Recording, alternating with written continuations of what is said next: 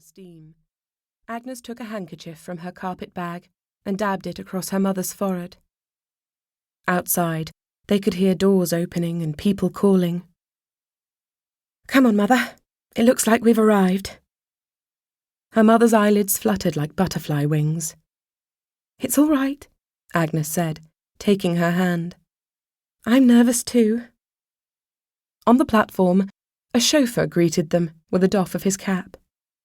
She was surprised to see a white mask covering his mouth and tied behind his ears. "Mrs. Fairhaven," he said. It took her a moment to realise he was talking to her.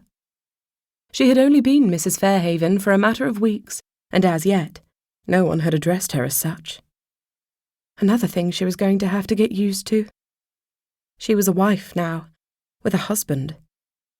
Agnes tasted the word. It was so new on her tongue that it almost stung, a painful pleasure that hinted unnervingly of things to come. As she bent to lift their cases, the man shooed her away. He hefted them up, propping her faithful old carpet bag on top, and led the women with a brisk step out of the station. She felt her mother's fragile arm link through hers, and they followed at a more hesitant pace, through the gate and towards a huge motor car, a mass of chrome and curves and gleaming green paint. "That's not for us, surely," Agnes said. "I can assure you it is, madam," the chauffeur replied, his voice muffled by the cotton over his mouth, stowing the suitcases and opening the door for them. Agnes helped her mother fold her thin frame into the car and slid in next to her. The interior was shaded and airy. She leant back against the plush grey leather, cool against the cotton of her blouse. The car smelled expensive, like a perfumier's shop she'd once visited in France. The subtle scent of leather laced with fresh air, and something sweet-smelling that she couldn't put her finger on.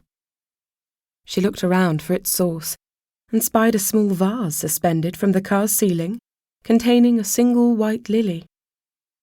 All of a sudden she felt far too soiled and unfashionable to be in such an extravagant, sumptuous vehicle. Was this to be her life now? Being driven by chauffeur and referred to as Madame?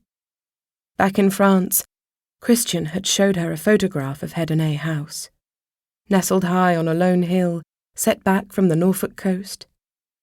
It was a beautiful building, the intricate structure of balconies and verandas strung across it like a necklace. There was a lake at the front, she recalled, mirror still. The house and the grounds encased in a circle of pine woodland, like a glamorous fur stole.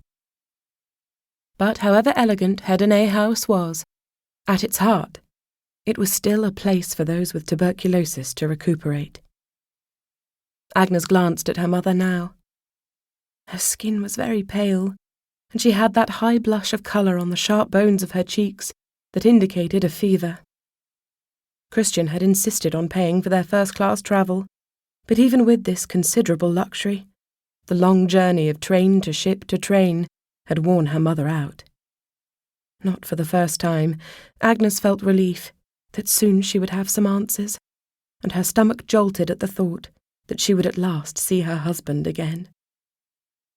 She turned nervously to look at her reflection in the window, to ascertain whether the smut her mother had dabbed at on her cheek was completely gone.